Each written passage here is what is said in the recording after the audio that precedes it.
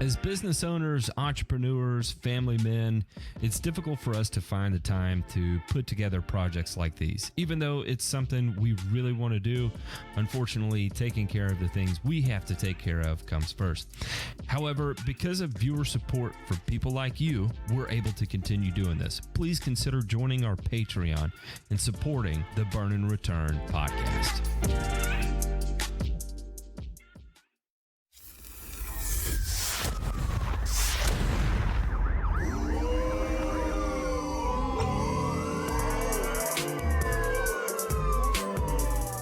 You're listening to Burn and Return, a weekly 1-hour podcast covering news from the agricultural and turfgrass industries.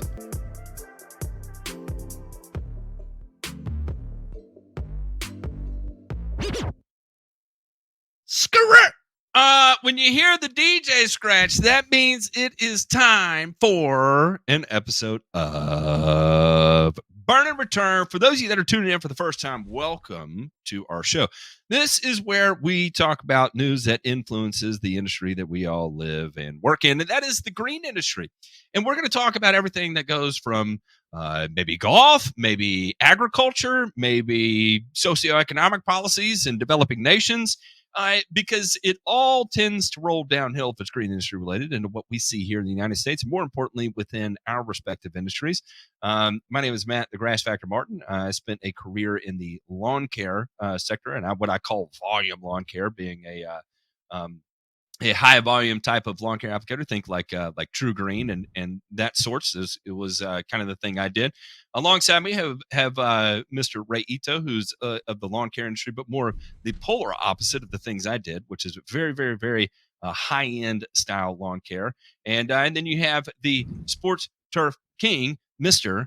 Ryan DeMay himself. Gentlemen, how the hell are y'all tonight?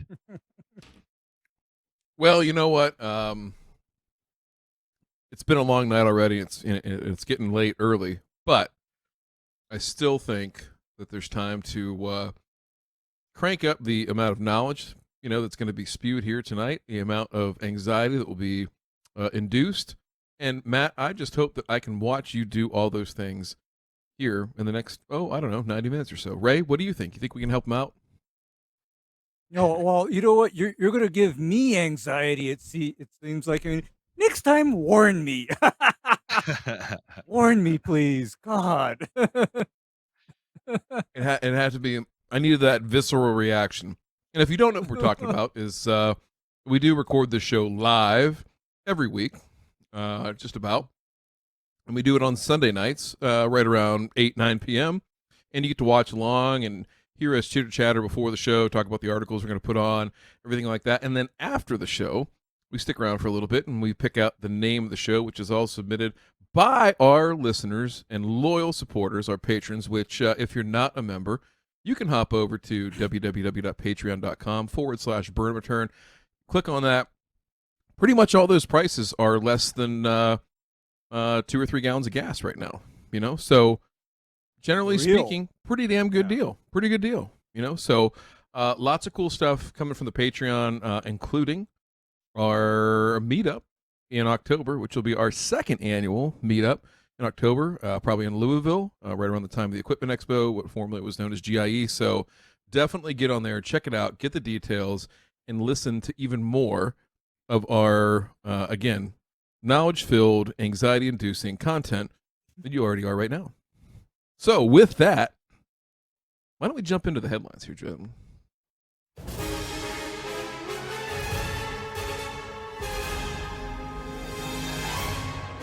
Nothing to fear here. This is just the news. Boy, we have really beat the dead horse, so to speak, on Sri Lanka, but it's worth noting that Sri Lanka has filed bankruptcy and has faced total economic collapse. For those of you that did not see, here we're in this first article here, it says Sri Lanka crisis flashes warning for other indebted economies. And I pulled this one from the Wall Street Journal because it gives a little bit better overview of not just what's going on in Sri Lanka, but as a word of warning to everyone else, right? Because What Sri Lanka did is so unprecedented by this forced organic practice. And of course, there was a lot of bad business deals that occurred with China and all that. And then, of course, inflation sets in, and, demand's still the same because you still have a thriving population. And everybody freaked out. They went totally bankrupt. You can't buy fuel there. There's absolutely nothing you can do. They're having to take out loans in order to purchase fertilizer to get more food planted. They're already facing unprecedented food shortages, and they have no money to buy food, and they have no money for energy. And so what did everybody do? Well, they just walked right into the president's house, and the president left, and they, as you can see, there's soldiers taking pictures in there. There's people sleeping on the bed. It was just total absolute pandemonium and breakdown, and rightfully so. When you starve a population, they're going to start doing crazy shit, and this is exactly what ends up happening here. So, the big point for here is that this is one of those instances in history that we'll be able to look at for years to come, and it would only take an idiot to repeat this mistake. Okay?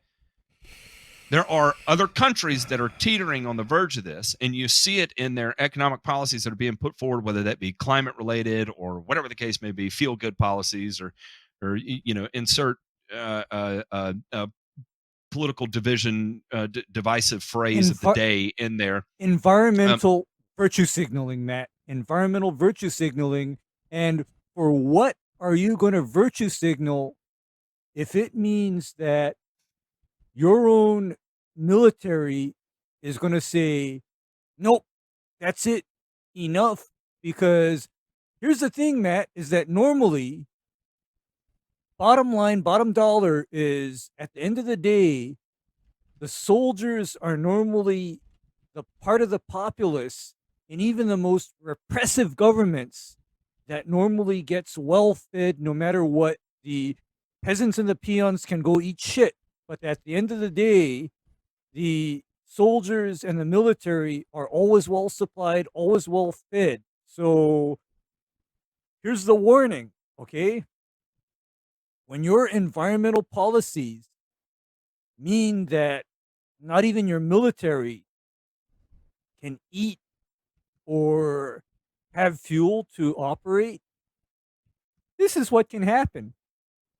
You can get kicked out of your presidential palace, and soldiers will be lying down on your bed taking selfies. How's about that? How's them apples?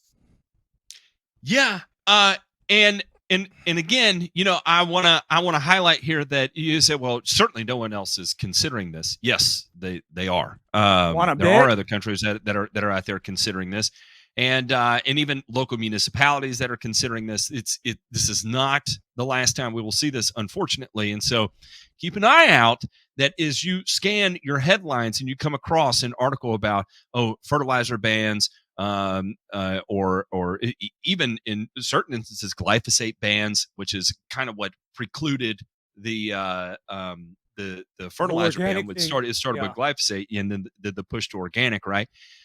So pay attention to these things, because we can see repeat. We covered an article about Mexico wanting to undergo a glyphosate ban, and kind of spelling out what that means for Mexican agriculture there, which is some of the most prime agricultural real estate in the whole fucking globe. So again, keep an eye on it. This is something to pay attention to. Now, here at home, let's talk about something that sounds just real awesome and a little bit weird. I don't know. There's some things in it that I kind of want to poke some holes in. After 12 years of failed attempts, Pennsylvania state lawmakers have passed regulations that will reduce fertilizer use on home lawns, golf courses, parks, athletic fields, and other developed land. Both arms of the state legislature handily approved the bipartisan measure referred to as the Lawn Fertilizer Bill on July 6th. It now goes on to Governor Tom Wolfer's expected signature. The new controls, similar to regulations that were passed in Maryland and Virginia in 2011, are designed to reduce nutrient pollution that flows into local waterways and moves downstream to the Chesapeake Bay. An overload of nutrients, nitrogen and phosphorus cloud the water, cause harmful algae blooms, and trigger dead zones in the bay. According to the Department of Agriculture, about 14% of Pennsylvania's nitrogen load of the bay comes from developed land. The EPA and a coalition of some 225 environmental and conservation groups pushed for the bill. Ezra Thrush of the Penn Future Environmental Group said that this legislation is a big deal for ongoing efforts to cut water pollution in Pennsylvania because excess lawn fertilizer routinely gets washed away by rain and other precipitation and swept into local rivers and streams. Pennsylvania's most recent blueprint for meeting nutrient reduction goals as part of the Bay cleanup agreement included passage of the fertilizer bill. State legislators added that a stipulation that if the EPA does not give state credit for nutrient reductions as a result of the new regulations, they would be withdrawn at the end of 2026. The regulations will ban phosphorus, except for lawn repair purposes, and limit the amount of nitrogen that can be sold in bags. It also requires labels to guide users against over-fertilizing turf. Exemptions are made for farmers. The measure also requires the state Department of Agriculture to create an education program to inform homeowners and farmers about correct way to apply fertilizer and amounts saved for the environments. Those who apply fertilizers to public parks, golf courses, athletic fields, and other turf areas must follow the new standard that guard against fertilizer being applied to closed waterways or at too high a rate. The soil must be tested so that correct amounts are applied. It goes on and on and on, fines, all that fun stuff. And so there's two particular things here. First, that it said that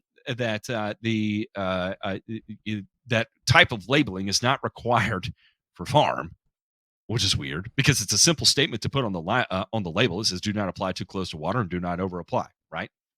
I mean, that's a simple thing, but that's not required there. And the other thing is that from developed lands, fertilizer runoff accounts for 14% of what comes from Pennsylvania. Where does the other fucking 86% come from? Where does the other 86% come from? I understand that there is a need to tackle the 14%, 100%. We can all do better. This is not extreme to me to limit the amount of phosphorus that's being applied. It's not extreme to me that, the same kind of regulations you see in Maryland that are right there in Pennsylvania too. I'm not freaking out. Do I like it? No, probably not. But at the same time, I'm not freaking out. It is what it is. We all got to play by the same rules. We should all strive to be more environmentally responsible. Great. If the government has to pass that down for us in order to act on it, okay, here we are. But this is what it is. Now, but again, this is one of those things is that we have something that's dumping 86%, but we're focused on the 14%. And that does not make sense to me in this type of scenario. Why, if 86% of something is contributing to this, why is the 14% undergoing the new laws and regulations? Low-hanging fruit. And Politics. Money. Politics. No respect. Politics. Yeah, it's all politics because, okay, you know why I'm always banging on this practice of loading soil in the fall? You know why I'm always banging on that? It's because I know what happens to all of that winter and spring runoff. That is the runoff that then pollutes and contaminates waterways and ocean. Okay, that is what happens because there is no crop to take up the nutrient, right? There's no crop to take it up and get it out of the system because you load it up in the fall and then you have no crop growing on that field over the winter, and then spring snow melt and all that stuff is just running into the water. Whose fault is that? Whose fault? I think that's what it's a means to have recourse, right? And it's a means for them to basically say, okay, you can't follow best practices in your own, so we're going to legislate them in. And I think I think it's been not too terribly onerous and been fairly effective in other parts of the Chesapeake Bay, namely Maryland. Virginia's was a little bit further behind, but I think it's working to the extent possible. I think that where everything sits right relative to where the Bay is, I think Pennsylvania might, I don't know this for certain, I'd love to do the research though, probably has the majority or a significant portion of the agricultural land within the watershed of the Bay. Yeah. Right. So just on an acreage basis. Right. So, they're going to have to do the heavy lifting on their part. And, just like we've had similar issues here in Ohio. and this happened here 10 years ago, right, with Lake Erie, and same thing, guys. Who do you think the first people they looked at? Hey, what are you turf guys doing over here? And it's like, whoa, wait. We're willing to, play a ball How here. about Toledo, Ohio? Sorry. Yeah, and so how about the cities? How about the combined sewers? Right, that when the storm sewer runs over, it spills into the sanitary, and the sanitary just ejects out into these waterways. Or all the what about farmland that have all the feeder waterways running into it, I say Toledo because I don't know geography, but it runs up that way, right? Yeah, it runs north. Yeah, the main river is the Maumee River there, and it runs north through there. And so, a lot of poor practices, right, with what Ray was talking about with, late fertilizer applications, real super early applications prior to planting. And probably one of the most devastating things from an ecological standpoint was folks that would apply manure onto frozen fields or right before a big snow event, right before winter, right? Yes. And all that stuff. What's that manure high in, Ray? Phosphorus. Yeah. I thought it was organic. Yeah. And you see, to me, I make no differentiation. It's lab-grown phosphorus. Between inorganic phosphorus and phosphorus bound to animal waste. Okay, I make no differentiation, and furthermore, I make zero differentiation between phosphorus originating from biomass, including leaves, because you know what really chaps my ass right now?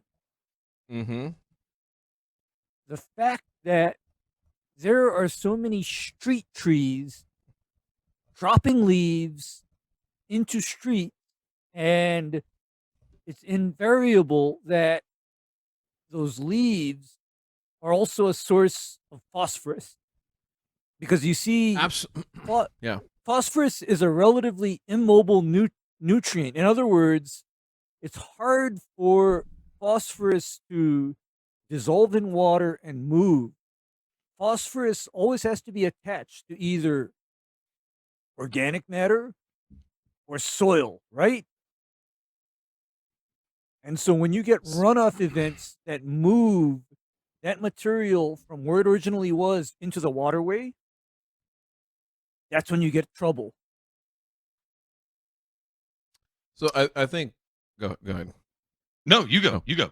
Oh, I was just gonna say, I've got a friend, a turf researcher that I think will have some work that will get started here in the next year or so, waiting on a grant to come through, but examining that specific question, right, of are some of the practices that we have relative to mulching our grass and our leaves in the fall, is that the best thing? And as far as leaf removal that cities, municipalities, and things like that do, right, a huge infrastructure for stormwater to be removed from residential areas and things like that.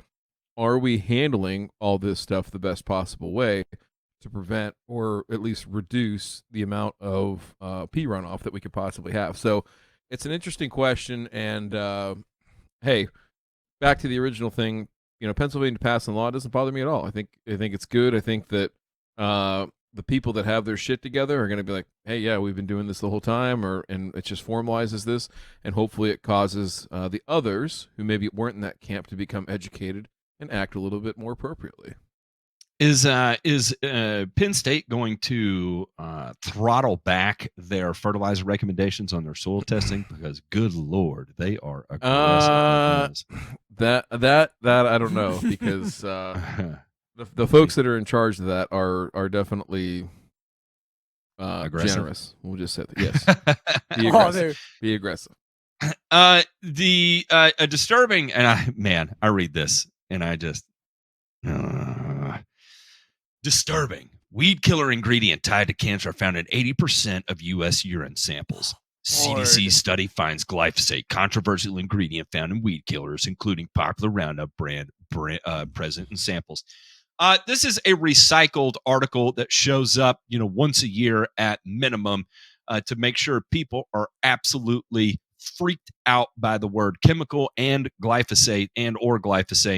And so again, they're going back to a study that was conducted in 2013 and 2014 that showed that food samples taken and then corresponding urinalysis performed, that there were detectable levels of glyphosate in the urine. So the EPA has out there that there is a certain amount of consumption that will occur for crops that are treated with any herbicide. This isn't a glyphosate specific thing. However, this article would lead you to believe this is a glyphosate specific thing.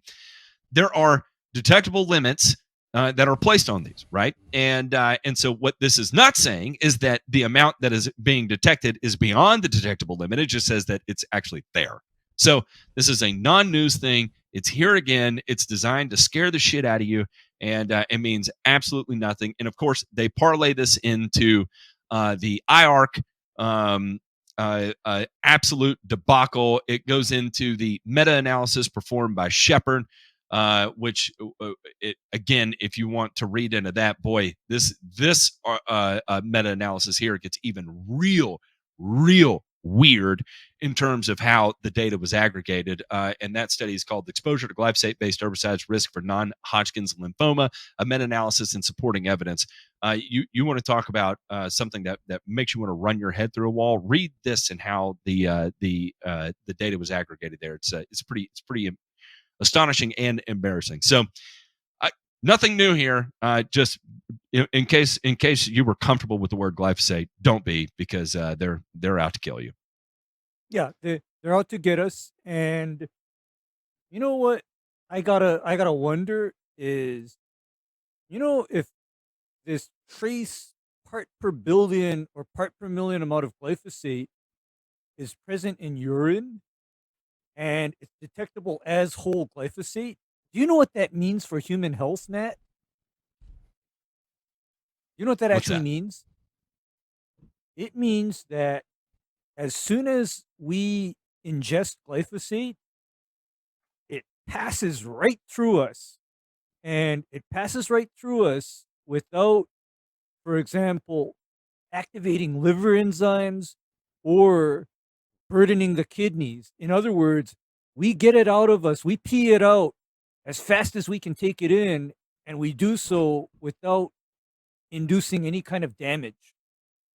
That's what I take out of this, is that, because my guess is that the other night I probably ingested a little bit of glyphosate. I probably did.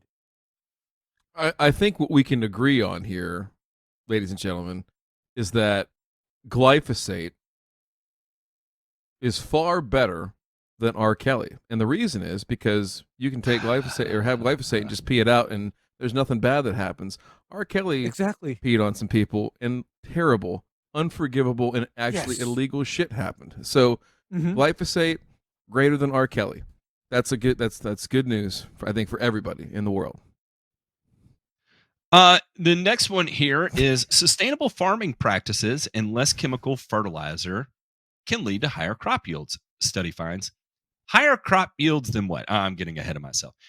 In farming, high crop yields are often associated with the use of human-made fertilizers, but what if these abundant results could be achieved by using farming practices that were more environmentally friendly?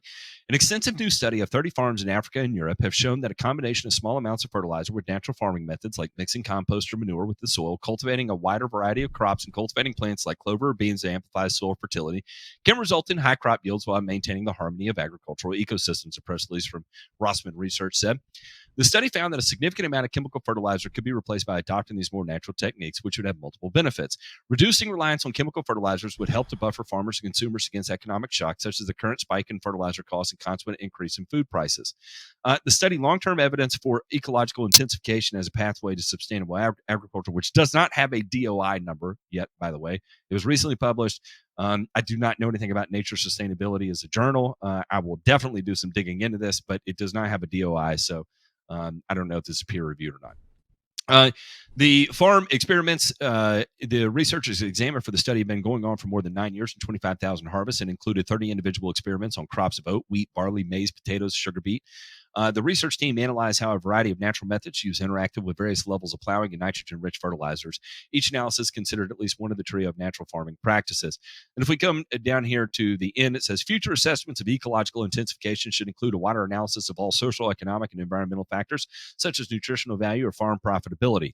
There are undoubtedly benefits beyond just yield, such as reducing costs, reducing pollution, and providing other valuable farm products. Conversely, socioeconomic factors can also limit the adoption of such practices by farmers. These factors can include a lack of markets for these diverse products and limited access to necessary resources, including land, seed, and manure. Upscaling these practices will require policymakers in society to create more conducive socioeconomic context. So here, and this is the part where you really got to dig into the weeds on this, and that's why I can't wait for this to make it a little further into the world where I can access this, because I'm not going to pay $299 to read this right now, and I'm not going to subscribe to this journal either until I do a little more research on it. But here's the thing: is that you take a little bit of fertilizer and you combine it with compost, which is what? Fertilizer? Yes. Or manure, which is what? Fertilizer? Yes. So you take fertilizer, add it to fertilizer, and then you can produce the same level of yields. Now, the part in here that they do talk about is crop rotations, right? And rotating to beans and all that fun stuff, legumes that are going to increase nitrogen retention in the soil and that fun stuff. And that's great. And I think that's all amazing. And I think that's things that we should all consider when it comes to food production. However, the part of this that is the big mystery meat flavor of the week is, number one, is your farm still going to be profitable if you're having to purchase that input to put it in there? Are you still going to need the exact same amount of land mass to be able to do this? The types of products that you're going to be growing in to maintain this a diverse ecosystem that occurs, are you going to have a market for it? And is having to rotate away to those types of things, is that going to limit your output of the products that are in high demand? And so now you're shaping what's actually available to purchase. And then, when it comes to having access to compost and manure on a broader scale, we know that what we see going on in the EU right now is that they're limiting the amount of livestock raising that ultimately produces the manure that would be used in these renewable, sustainable types of farming systems to even be produced. So we're limiting one, and now we're saying we need to incorporate more of it into the other, and it doesn't make any sense. So this is wonderful, and this is a step in a beautiful direction, and I love to see this done, but it has not been vetted appropriately yet, and there's a lot to unpack here. And again, I relate it to biochar, because again, everybody makes these claims about biochar. If you just use it, everything is good. But when you nail down to the nuts and bolts, a lot of times it's not doing absolutely anything for you. There's specific instances where it can do something for you, but until you actually figure those out and tailor that type of application to your specific soil conditions, then it's not going to do a fucking thing for you. Same here. Until we get into the nitty-gritty and have a little bit of transparency of what they're actually unpacking here, then it's all just a bunch of fucking noise. But what happens is that from a readership perspective, people are going to read this and feel awesome about it because, see, I told you, if you just use a little bit of compost, if you just use a little bit of manure, we would save the fucking planet. Okay. Am I being crazy here? No, you're not being crazy, and I'm about to get even crazier. Do you know what the knock is against all of these Look at DeMay. alternative agricultural systems? Do you know what the knock is? Gotcha. Okay. What they're not revealing or being totally transparent about is how much more energy, labor, and machinery is required to implement these less than actually efficient practices. Okay? They're not talking about that, because what I've seen of these so-called alternative agricultural systems is, do you know what they replace that little bit of fertilizer or pesticide with? You know what they replace it with? Huh. A crap ton of labor and mechanized equipment. And mechanized equipment, as far as I know, does not run on virtue. These foo-foo environmentalists blowing smoke up our ass. Don't blow smoke up Ray's ass. Don't get to the part about how all of these wonderful mechanized alternatives need fuel. I mean, tractors and cultivators do not run on people's good intentions. I mean, last time I checked, you need a lot of diesel, okay? You need a lot of diesel. And don't get me started on alternatives to weed control, because all the alternatives to weed control that I've seen to date all need some kind of fuel, be it propane, diesel, gasoline, or whatever. So what do they say? Ain't no such thing as a free lunch. Right here. DeMay actually shared this article with me, and I'm going to spend quite a bit of time dissecting this. And I mean, this is going to take me at least a couple weeks to get through, because there is a pretty significant amount of data sets here that have been aggregated that are going to require vetting and just a simple understanding of what exactly is going on. But what I do like is that this table here, where they have detail on each EI practice and input investigated, and there's I like all these little caveats they throw in here, like no fertilizer input. Reducing nitrogen fertilization will affect yields, and this effect will depend on the initial amount of nitrogen applied and by how much it is reduced. It will also depend on the levels of CD, OM, and TI in which this reduction is implemented. So basically, they're like, yeah. So we know that if we cut nitrogen, it's going to cause a problem. But if we replace all that nitrogen from an organic matter source, then yields aren't going to be effective, kind of sort of thing, right? Well, of course, because you're still getting the same amount of fucking fertilizer down, whether it comes from a synthetic source or an organic source. So, again, I can't wait to go through this. Give me some good feedback here that I can feel good about, and like preach positivity, and like, all you fuckers were right, we're wrong. I think the idea behind this, right, is at a macro level to try and understand how all these different inputs, right, and I don't just mean, pesticides, fertilizers, I mean labor, equipment, all the different things that we have to do, right, and levers that we need to pull to, create a lawn or to grow a crop or whatever the case might be. And it's starting to try to unpack that, but like you said, there are caveats in there that maybe in the real world don't make a ton of sense. And so I'll be interested to see what your meta-analysis of this is, and I'll probably dive in a little bit myself as I have time. But I think the biggest thing is just like what you said there, that there's so many specifics, right, that go into, hey, this works here, but it doesn't work there, right? And we've got so many cases of that over the course of time, right? So not to get go too far back, but Albrecht and BCSR, right? That, hey, because this soil in Missouri is so gosh darn fertile and great because of this specific matrix of soil nutrient values. This ratio, because this ratio. So I'm just saying, there is a history, and that's just one small example of trying to apply, again, at a macro level, what might be considered to be ideal, in trying to carry that out over a large scale or a continent-wide scale, and shit not going the way that it maybe said that it would. So I think probably the better way to do this, and I don't know if it should be meta or not, but the better way to do this is probably to look at individual practices, right?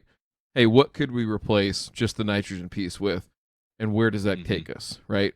And we've done a lot of that with tillage. Like, we've done a lot of this work already as a baseline to get to a point where it's okay, hey, like, we at least have some baseline data, but how do we make it all work together? So that's my question, is how do we make it all work together? And I don't know that this paper is going to answer it. So we'll see. We'll see what happens. Yeah. I think that's a perfect. Go ahead, Ray. Yeah, and here's something that is not being really addressed is that what happens when a crop is harvested, right? What happens? At the very basest, simplest, level, I call crops harvested nutrient removal, right? Mhm. Yeah, I call that nutrient. I call that nutrient removal, and the reason why I'm familiar. That's how we I'm sustain. familiar. Yeah, the reason why I'm familiar with the concept of nutrient removal, of course, is that parlays into our turf grass management practices, for example, because I was looking at this morning at a rather sad lawn, and somebody was asking me, how come this lawn just looks so unhappy and anemic? And I drill down and I ask, for example, okay, how is this lawn being mowed? Clippings are collected and nutrient removal. Okay? So grass clippings are removed, crops are harvested and go to market to end up in our supermarkets. And in all cases, nutrients are removed from that piece of land. And the only way to keep that sustainable, ongoing, is whatever nutrients are removed have to be replaced. Hey, Matt, when you do that review, can you just let me know how the double dark and the freedom treatments did? I was gonna say that 1 pound of soil mastery replaces 1 pound of nitrogen in terms of crop removal because magic. Only if you buy it through the affiliate link, though. Yeah. Speaking of affiliate links, let's check out this week's Joe Knows Turf because last Hey, one was a doozy. My God. Joe Knows Turf. Links in the description below. Hi, I'm Joe. I'm gonna give you a bunch of accurate turf facts today. This had better not short out my camera. Joe Knows Turf.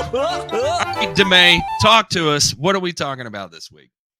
Ladies and gentlemen, if you don't know what this is, it's one of our relatively new segments where we talk about something that's either been sent to us or we've encountered in our daily travels through the YouTube space, and we look at it from our point of view of the many decades and of years of experience that we have. And again, it's not to effectively shit on anybody necessarily, but when somebody says something, we want to make sure that it's correct, and we offer some corrective and polite criticism, constructive criticism. That's what I wanted to say. I missed that part. Matt, it just so happens that Matt took his constructive criticism management class on Paris Island, so that's how he rolls. And, hey, everybody does it different. Everybody does it different. All right, so listen, tonight we have Kyle, the lawn mentor, is going to talk to us a little bit about grubs. So let's go ahead and let's see what's going on here. So up to probably about 6 inches deep. So you should only have to dig a little bit and you may find a little white grub. So let's see if we can find one. What you're looking for is something that looks like a white, sometimes curled up, sometimes they're moving, sometimes they're not. Come on, I ain't gonna find one now, huh? Because I'm on camera. I know that I found some in this other section over here.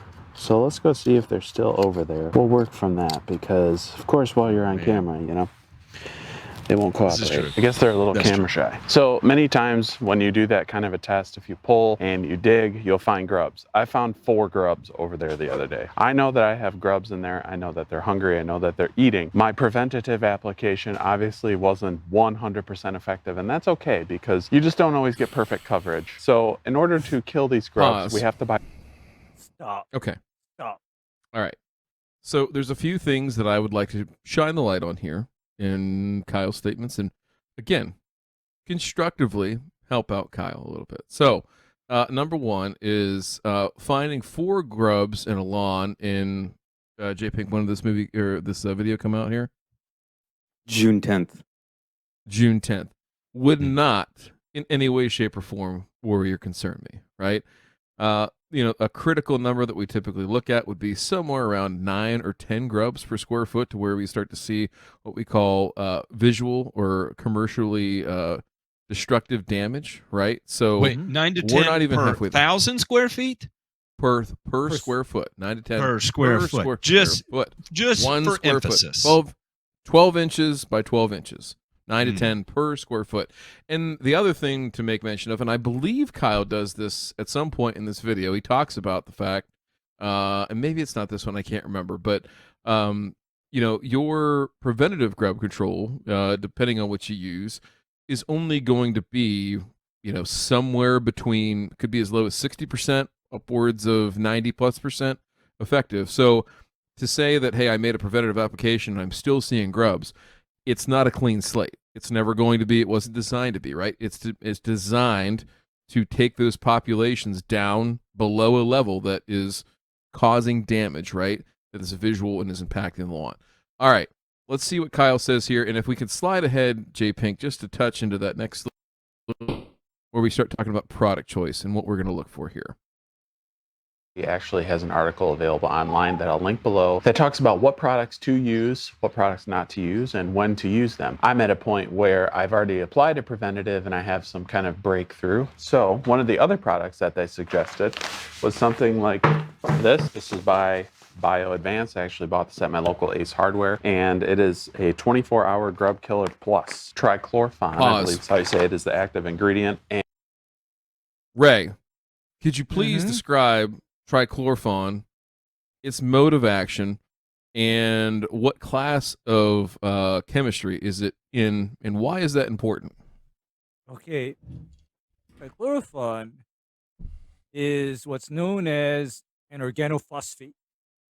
And organophosphates act by interfering with this enzyme present in both insects, animals, fish, and humans, known as cholinesterase. And when your cholinesterase is inhibited, this is not funny, because you will be the world's sickest person. And oh, by the way, the most public or most familiar cholinesterase inhibitor / organophosphate to the public that people know of is, how's this one? Novichok, VX, or Sarin. Yeah. So Okay. again, the way that works is essentially cholinesterase is the enzyme that's permitting the synapses, little gaps in between your nerves and your central nervous system, to act. So they basically paralyze that. So when you're an insect and you ingest this stuff, it essentially renders your central nervous system completely ineffective as you lay there and die to the point that your nerves no longer allow you to breathe. So not that happens in humans. It's actually, Ray, let's tell somebody else about the benefits and features of organophosphates and their longevity in the body.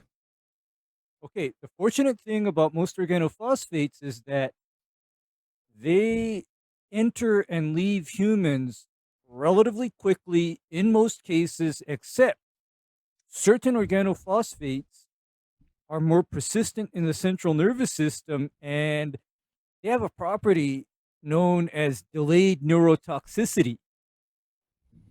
And an example of organophosphates that cause delayed neurotoxicity include chlorpyrifos. I mean, the lawn guys in Florida, for example, have this joke about, they called it the Durstband twitch. And that is delayed neurotoxicity from organophosphate exposure. But using something like trichlorphon or Dilox, I consider that a very last resort. And you don't undertake this lightly. I mean, I only use Dilox if I'm up against the wall and I'm in trouble if I don't kill the insects right now. Otherwise, See, I kind of don't. I always thought that the organophosphate twitch, I thought that was just because, Jimmy the lawn boy got paid on Thursday and, went and got himself an 8-ball and came into Friday a little wired still, No, Put that revolver in the glove box and headed in to go slay those lawns, Matt. So, Yep. all right. So that is why I'm just like looking at this, and you know what? I'm even weirded out by him just grabbing this bag barehanded. Okay, I'm a little bit weirded out. Honestly. I'm glad you said that.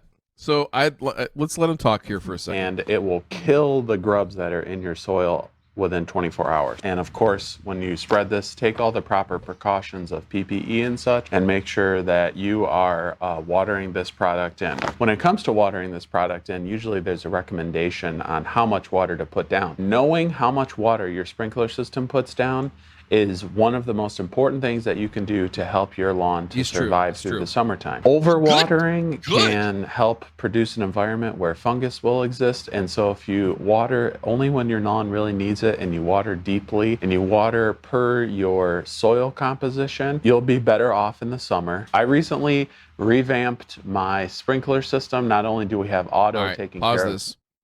Now let's go ahead and slide over here to when I think it's the next chapter when we start to apply. And let's take a look at this. Okay, right here is perfect.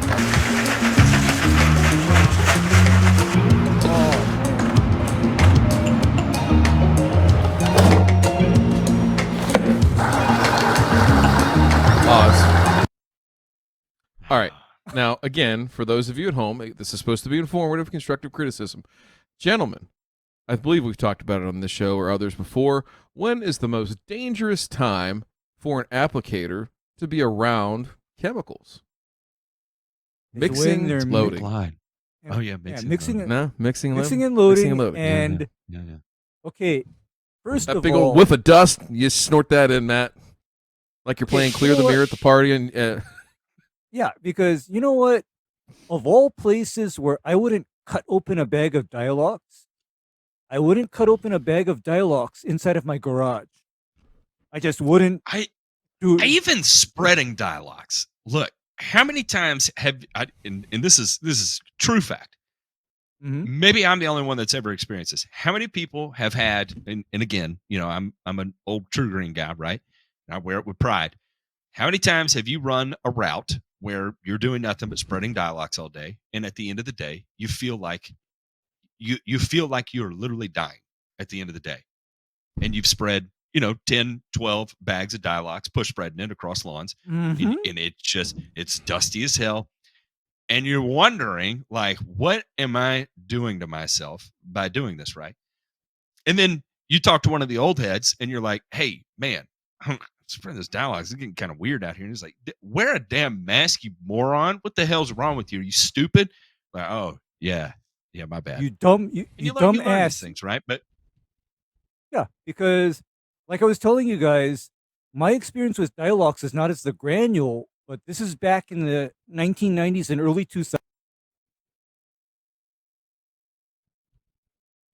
The YouTube just nixed Ray because he's probably dropping some truth bombs out there, and that's what ends up happening. All right, let's play it. Let's let him finish up here real quick.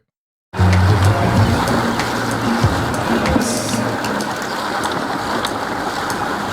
can feel it collecting in his boots. I know that feeling too. That's why you want to wear the pants. So now that we've got our grub killer product down, we're going to go ahead and basically do kind of a tune-up. All right, so the last thing I'll say on this, gentlemen, is based on the life cycle of grubs. There's absolutely no reason for a Dialox treatment at this point in the year, right? Dialox treatment should only be for a rescue treatment.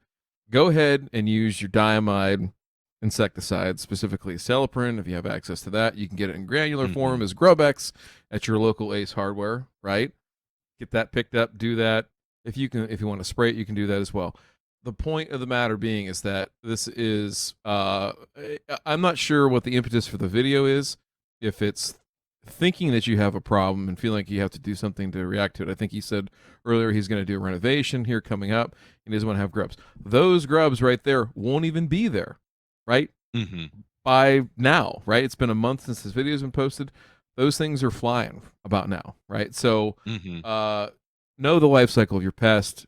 choose the appropriate product, wear the appropriate PPE, and don't get cholinesterase poisoning.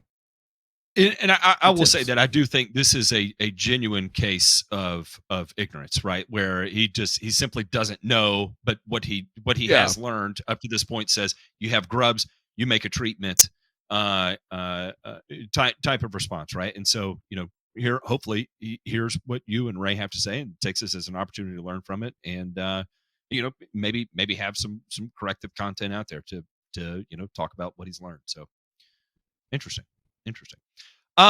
Well, if you missed last week's Joe Knows Turf, go check it out. Or if you wanted to hear it live, you could have heard it live while we recorded it on Sunday. But you know what? We saved those for our patrons. We don't have a bunch of clickable links down below. We try to we try to stick to the patron thing. Occasionally we'll have a sponsor come on, and I will say that our list of sponsors that we have are pretty much all non-paid sponsors, but you know what? They're great people, and that's why we have them on. Of course, that includes Bousquet Law, LTK Trucking, Santa, the Winter Solstice, Field Source Ohio, Renovo, Hone Health, the Lawn Supply Company, and the Grass Factory. But most importantly, why we're able to get this done is the patrons, and because of the patrons, that's why we're going to get to have another second annual meetup this fall. And I absolutely cannot wait for it, because I had so much fun last year. And Kenny Cooper, I am so sorry for ragging on your accent the entire time that I was on stage, but I really do love you. And I think you know that. So, check us out, patreon.com/burnerreturn. If you want access to us, if you want access to us privately, we have Zoom calls where we get on and we talk to everybody and all that fun stuff. So if there's more you'd like to learn about us, if there's more you'd like to learn from the other people in the community, because there's tons of people in there that know exactly what they're doing and can offer all kinds of advice as well, too. Check it out, patreon.com/burnerreturn. Of course, you get access to the show after the show. There's the pre-shows, live recordings, all that fun stuff. Movie nights, we do all kinds of stuff. So check it out. Now we're going to talk about this week's burns.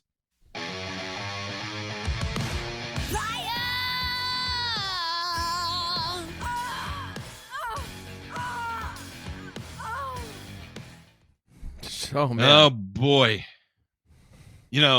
Last week's burns were good, which is funny because people. Well, they weren't. They were true burns. I mean, we talk about some stuff and it's always like a stretch, like. Is it a burn? Is it a headline? Like, all three last week were certifiable, fucking awful, horrific, terrible shit. And we felt bad for having to say them, but you have to have something to balance out the good against, right? Am I right? You do 100%. And boy, we got another real spicy one right here. An off-duty Jefferson County Sheriff's deputy struck, killed while mowing yard. Suspect arrested, department says. Golly, man, this is terrible. A sheriff's office deputy was struck and killed Saturday evening by a suspected drunk driver. The deputy, 71-year-old James Lee of Hampshire near Winnie, was mowing his lawn when an SUV believed to be running at an excessive speed suddenly drove off the road into a ditch and struck him. He's pronounced dead at the scene. The driver was a 38-year-old. I don't even want to say his name. He was later taken into custody and charged with intoxication, manslaughter, and unlawful carry of a weapon. So, rest in peace, good sir. I mean, you did not deserve to die doing what so many people enjoy doing, and that's mowing lawn. I'm not one of them, but there's definitely a lot of people watching right now that are, and no one should have to go through that, especially no family should have to go through that, especially at the hands of a drunk driver. Boy, this next one here is I think I broke my mouse. I just slammed it on the table because I'm angry. Let me see if I can get this to turn back on. Maybe. I don't know. It's thinking. I may have to switch mice for a second. You have a backup mouse? What are the chances? Only in live can you kill your mouse by banging it on the table. I'm going to unplug it. Oh, yeah, here we go. We're good. I'm good. I got it back. You Unplug it and plug it back in sometimes. This is from the New York Times. Your lawn questions answered. One way to add diversity to your yard is to mow the less essential parts of the lawn less often. It's Good point. Maintain paths in areas around seeding, but let grass and other areas grow longer. Introduce native plantings there. I like that idea too. Who knew the lawn, a generic landscape element that we basically manage on autopilot, could be so productive? The recent In the Garden column, Yes, You Can Do Better Than the Great American Lawn, elicited nearly 1,200 comments and a few key themes resounded, prompting a follow-up. In that story, Daniel J. Wilder, an ecologist horticulturalist at Norcross Wildlife Federation and Foundation in Massachusetts, suggested some environmentally focused changes that we can make in the way we care for our lawns, as well as a few alternatives for those who are ready to eliminate some or all of their turf grass. Each possible change, he suggested, could help move the needle from monoculture of mowed, non-native grasses to a landscape that gives back more to the ecosystem in terms of pollen, nectar, and seed, while using less water and fuel and fewer chemicals. But even as simple as suggestions, including mowing less often, raise questions. What about homeowner association rules? A number of commenters asked that forbid a less than manicured front lawn, and what about ticks? And then he goes on to say here that, no, you can have, we'll say here, Dr. Keesing is one of the authors of a recently published study, The Tick Project, which investigated whether reducing the number of ticks in an area necessarily meant reducing the number of tick encounters experienced by humans, and if it decreased cases of tick-borne diseases. The team she led with Richard Osveld, a disease ecologist at Carey Institute of Ecosystem Studies in Millbrook, New York, studies yard in Dutchess County, New York, an area with one of the nation's highest rates of Lyme disease. The 5-year project involved the participation of some 3,000 people and 1,000 pets in 24 neighborhoods. Consistent with observations from a 2006 study observing tick density along forest field edges, the team found fewer ticks in grassy areas than in wooded ones. Ticks were about 8 times more abundant in forests than in lawns across all properties studied. But that's not the only relevant factor. When we're talking about your risk of exposure, we're talking about two things. At work are both the entomological risk, how many ticks are in their habitat, and also how much time you're spending in that habitat. The high density of ticks in wooded areas won't affect you very much if you don't spend much time in the woods, but the ticks in your lawn could, despite their lower density, if you spend a lot of time there. To determine whether reducing the number of ticks reduces human risk, anyway, it goes into all this. They do fipronil treatments and all kinds of stuff. And it says the 2-year study of the suburban yards tested whether mowing frequency influences the prevalence of ticks. Lawns were mowed at 1, 2, or 3 week intervals with grass heights reaching from just over 2.5 inches to more than 10. There, even the tallest lawns, which were less frequently mowed, were not found to have ticks. So there we go. Let your grass grow to 10 inches, and you don't have to worry about ticks. And that should be the only reason that you should let it grow to 10 inches to buck the system and everything, all the above. What this does not take into account, and this is one of the things we hear from you, DeMay, is that it's not always about necessarily just pest reduction. It could be just from a playability standpoint, right? If you want to have your kids run around in a backyard, not trip in a hole that's not seen, or whatever the case may be, or have a playing surface where they can kick a soccer ball around, then great. That may be the whole reason for mowing your lawn. And again, this war on the lawn thing is strong. I want to sound as fair as possible. Yes, we do need to implement more native plants into our landscapes. Yes, there are definitely some areas of turf we're managing as turf that do not need to be managed as turf. Yes, it's good that we can highlight these things and make general recommendations. However, this idea that lawns are inherently bad and serve no purpose and that you should get rid of them is a farce. So I'll leave it at that. I'll kind of step on both sides of the aisle here and try and play games. You're terrible at being diplomatic, by the way. I know. I'm still foobarred from last episode's Joe Knows Turf. It's a week later and I'm still foobarred over it. It hurts, doesn't it? I know. Well, no, all I was going to say was just that it's that a lot of these things that we see, right, as far as alternatives and everything like that. Like, there's nobody up here that's going to stand and say that it doesn't work or it's not, it's not right or anything like that. I don't think so. I just think that you look at what the function of some of these spaces are. And, you're not going to go out in your pollinator garden front lawn and play catch with your son or daughter, and again, maybe you don't have a son or daughter, maybe you don't ever aspire to play catch, whatever, then put one in. Nobody's going to steamroll you and say that, hey, just because, you know, you have this space that you want to be functional for, you know, a barbecue or whatever, like, and it doesn't necessarily have to be irrigated. It doesn't necessarily have to be, you know, quote unquote, doused with chemicals or whatever. Like, there's so much emotion. Yes, the rule of the day, right? There's so much emotion and not enough reasoned discourse to say, okay, just because it's and shit, this is again another one of those like absolutes or axioms of where we're at right now. But just because it's not right for you doesn't necessarily mean it's wrong for everybody, right? Or conversely, right Absolutely. for everybody. And Absolutely. you know what is it? Yeah. The live and let live, right? Live and let live. And, you know, corollary to this long conversation that I had earlier today is, you know, I essentially told this man the equivalent of, hello, sir, why don't you go dance around in the street buck ass naked? I might as well have told him that, because you know what I told him to do that was committing heresy?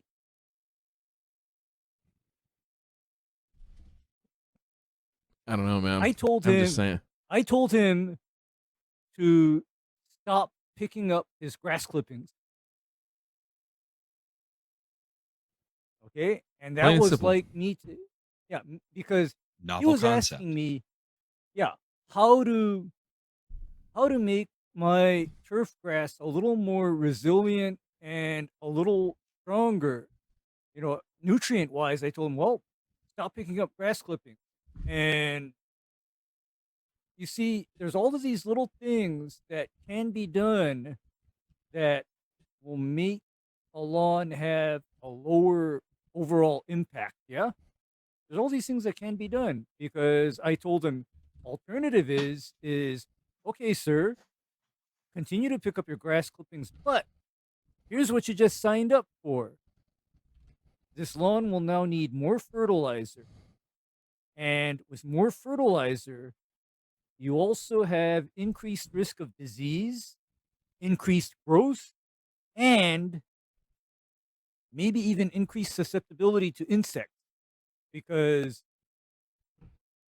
what I know about St. Augustine grass is that, here's one more for you.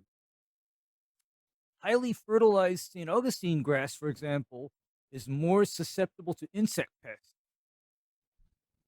So you can do certain things, but then just be aware of what you signed up for.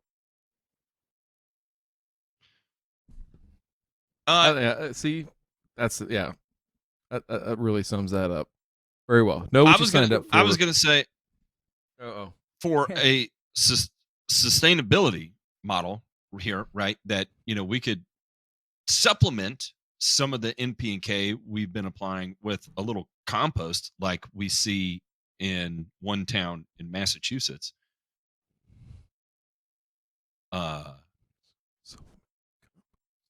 Nearly a decade ago. Yeah. Let me scroll up here so I can read this. Sue and Tom Ryan moved into a custom-built 4-bedroom house with a pool, views of Mount Wachusett. Am I saying that right? Mount Wachusett, and more than 3 acres to keep horses, raise chickens, and grow a well-tended garden. With hopes of living more sustainably and healthy, eating food they grew themselves, the couple cleared much of their land and spread loads of top-shelf loam from a company called Mass Natural, an organic composting business across the street in this rural town in central Mass. But they started getting sick, and they learned of a potential reason why. The water they were drinking and cooking with contained massive amounts of toxic chemicals known as PFAS, more than 50 times what state regulators consider safe to drink. My entire way of life has been destroyed. Everything I moved here for, said Sue Ryan, 63 years old and a chemist. They won't eat from their garden, swim in the pool, or drink their water, even though it flows through an expensive filtration system. I'm traumatized by this. I believe that the PFAS has compromised my immune system. The forever chemicals cause major problems. Anyway,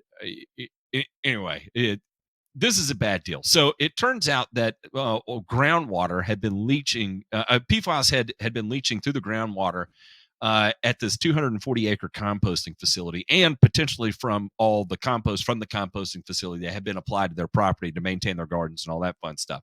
It made its way into the groundwater. It's making its way into the water they're drinking, and now they're facing the consequences of it, of having built probably their retirement home, and now it's just an absolute total disaster.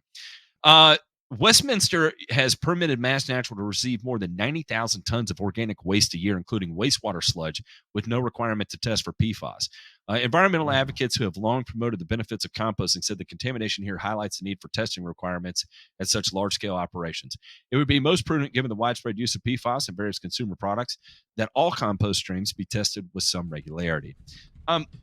Okay, and so the thing I want to highlight about this, and again, I'm not, it sounds like I'm shitting on compost. I'm not. But what you have to understand is that compost is fertilizer.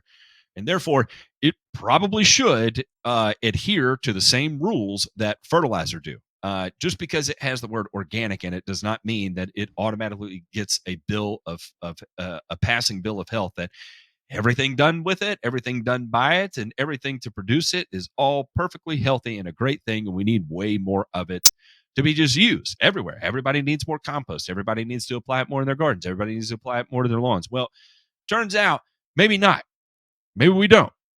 And maybe not until we're able to figure out how to test this, figure out what the F is going on with the PFAS thing, figure out why, what we're going to do about it when it's in sewage sludge at such high concentrations that we're at 50x what's considered an acceptable level in groundwater.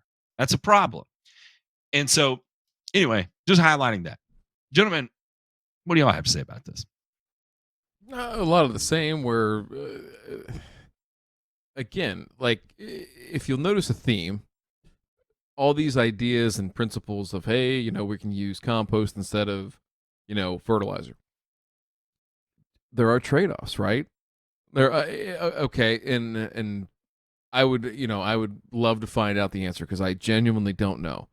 Ray, if we took 50 pounds of compost, you know, from this place in Massachusetts or somewhere here in the Midwest, and we tested that for PFAS, we took a 50-pound bag of urea, which one do you think is going to have less?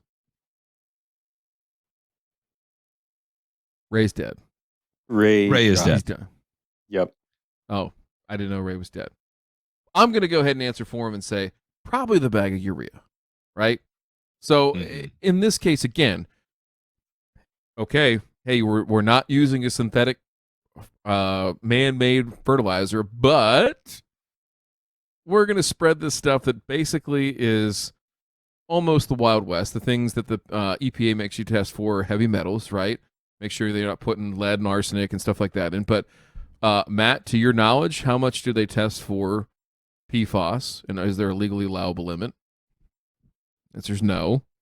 Is there a legally allowable limit for hormones and pharmaceuticals, antibiotics, things like that?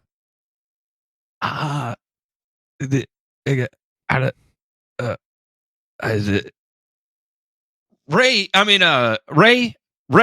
are you there? Can we talk about climate change for a little bit? Sorry, I was trying to distract you from the real questions. It's okay. No. It's okay. It's okay. You know, I think what we really should ask ourselves is, hey, somebody John Perry. Let's ask it. Let's ask a neutral party here. John Perry, should we test compost or wastewater treatment facilities for hormones and all the other variable, things that could run through that? I would advise anybody who's thinking of doing this not to. Well, there you go. John, he's on the take. The compost lobby has clearly gotten to him. That's a hot take, John. He's and listen, I can understand how he feels that way, but I think he's being compelled. He's probably being blackmailed. John, if you're safe, blink once. If you're not, call me later. All right.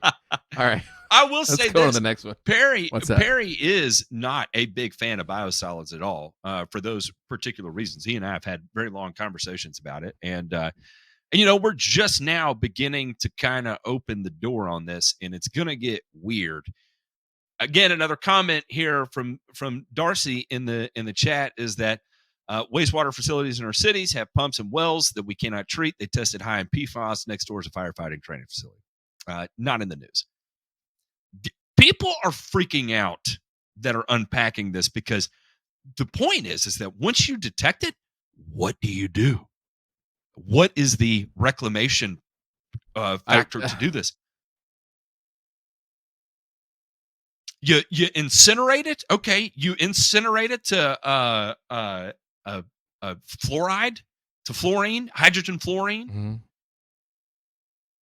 Not a good thing, you know. So it's not like you could put it through a pyrolysis reactor and drive off volatiles and all that fun stuff, which I know some people that are working to do that, like actively, to hit the temperatures, to break those fluoride bonds is next to impossible. So I don't know. It's a bad thing. And not having a plan no one has a plan on to figure out what to do with it. That, you know, this shit is going to get gnarly.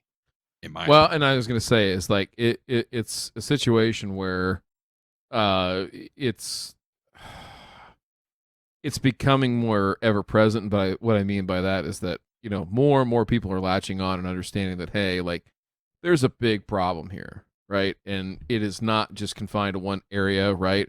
Obviously, these folks, it's very localized, where it's affecting them in a very big way. But I think people are, you know, slowly starting to understand this, and so. Yeah, the question is there anywhere that it's not, like, that it doesn't exist, and is anybody safe? How many times through human history, Matt, have we discovered new things that'll kill us? Just about every day, right? I was going to say daily. Daily? I mean, yeah. So what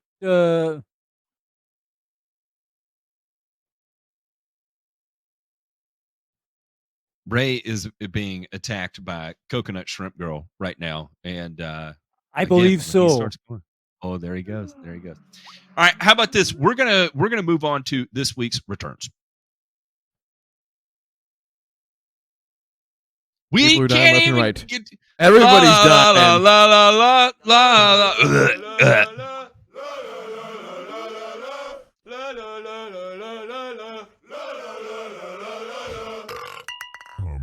I'm back. The GCS AA applauds. Making moves. Yeah. Passage of Florida law recognizing golf course best management practices. Very good. Let's see. The Golf Course Superintendents Association of America is commending the signing of Florida HB 967 in law by Ron DeSantis, which recognizes Florida golf course best management practice certification program. With Governor DeSantis' signature, the new law recognizes the significant role that the golf industry has in Florida, and it acknowledges the long record of environmental stewardship that Florida golf superintendents have embraced. Florida BMPs are one of the earliest success stories of the GCSAA's BMP initiative, which spearheaded the development of the golf course BMP guidelines in all 50 states. The Florida Golf Course BMP certification program was launched in 2012 and has been administered by the University of Florida Institute of Food and Agricultural Sciences Turfgrass Science Program since 2020. This voluntary program, now memorialized in state statute, affords BMP certified golf course superintendents exemption from certain local training and ordinances related to water and fertilizer use. However, the certification progress does not exempt superintendents from complying with the rules and requirements for golf courses located in an area with basin management action plan, a scientifically based program designed to fairly and equitably allocate pollution loads to both non-point and point sources. In addition to University of Florida and Nreyes, other key players in the passing of the law includes members of Florida Golf Course Superintendents Association and a bunch of other people, who, including Florida State Representative Keith Truenow, who originally introduced the bill. The passing of a Bill 967 is a testament to the dedication of superintendents and others in the turf industry have to maintaining golf course through environmental best practices. Florida is one of the earliest adopters of the state golf course BMTs, so it is not surprising that industry leaders in the state were committed to seeing them recognized by law. We congratulate everyone in Florida for their hard work and success. So here we see BMPs making its way actually into law. And can you talk a little bit more about this? I'm not super familiar. I do understand some of the BMPs that are put forth by Florida, but I don't really know a whole lot about this particular law and what this means going forward. Yeah. So this is it effectively? Go ahead. Yeah, it's effectively saying that, hey, this is what we're going to recognize, right, within the state as sort of their own plan, right? So it's a huge, I guess, acceptance, right, by state government. A lot of times, some of these plans are made by industry, right, and they're not necessarily accepted by government. But the folks in Florida and at the national level at GCSA have worked like unrelentingly for the better part of the last decade. People at the University of Florida, to you, Brian Unruh here, professor at University of Florida, turf guy, very, very sound individual when it comes to these BNPs, and he's administered this program. So it has been a team effort to come together and do this. They were one of the first states to do it, and quite honestly, 15, 20 years ago, with the proliferation of golf courses in Florida, through the 70s, 80s, and 90s, golf in Florida, golf turf maintenance in Florida was getting absolutely shit on, like left and right. And they basically said, hey, you know what? We can sit here and feel sorry for ourselves. We can go get better. And they absolutely took it upon themselves to go out there and write this manual to, instead of folks saying, hey, what do you do when you're out there? What do you do in this situation or that situation and all that? Their answer now is in a book that everybody follows. It just says, hey, this is how we handle this situation. Here you go. Go ahead and read it. It's not, this big, massive explanation, and it's, 20 different things each time a politician or somebody in the regulatory body asks a question of somebody. It is known, hey, these are how we handle these situations. Here's the correct way to do it from a sustainability and ecological standpoint. So it's awesome to see, the state legislature and the executive branch recognize this in the state of Florida.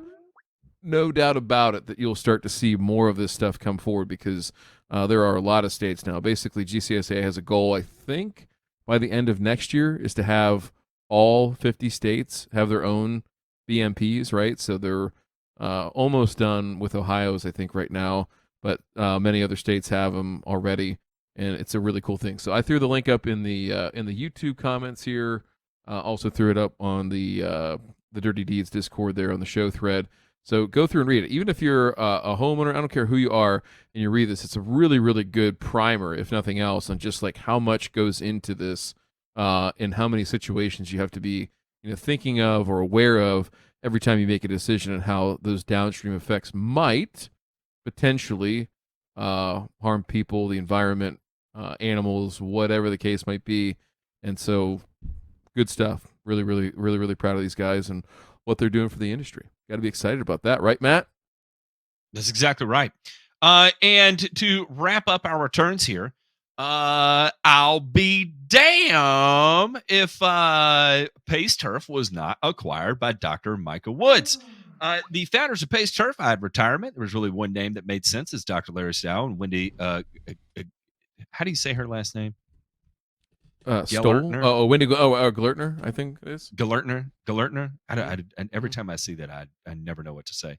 And so, to those of you who don't know, Michael Woods is the founder of the Asian Turfgrass Center, and he and Pace worked on the MLSN, of course, other projects too, but they were really kind of the spearheads on MLSN, and which is the kind of the latest, most environmentally friendly approach to fertility that we have in modern turfgrass management, right? So it to me 100% makes absolute sense that he came in and took over this role, and we'll be able to continue on the incredible work that Pace Turf does.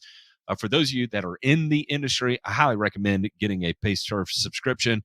I can't remember what it is, $160 or $300 a year or something like that, but you get access to so much frickin' information that you couldn't consume it all in a single year. There is so much information there, and it really shows the work and the evolution that our industry is undergoing, and it'll start to make sense why you were taught certain things and why you should not be doing those things that you were taught so many years ago too. So a lot to unpack there at Pace Turf. So congratulations, Michael Woods. And I don't know. Maybe one day we'll get him on Burn and Return here, and I don't know. Maybe he can share chop some it up. that he's undergoing. Yeah, absolutely. Chop drink it up with him. Drink a few cold beers or something. Yeah. Where is he? Where is he based out of? Thailand? I know he's in Asia, Bangkok, but I believe. he's kind of all over the place, isn't he? Yeah. I believe he was in Bangkok. I don't know what That's where his home base is. the main spirit of Bangkok is, but we should all imbibe on whatever that is. It'd be a good time. Yeah. Should be. Sign me up. All right. We have no mailbag, so we are going to get out of here. DeMay, thank you. I'm sorry, Ray. You kept getting dropped. That is that's of course how that happens, of course, when you have coconut Wi-Fi out there on the island.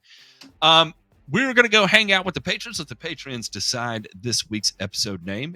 If you're interested in participating in that, help us name episodes and being a co-producer in our show, check us out, patreon.com/burn-and-return. All right, everybody. We'll see you on Thursday.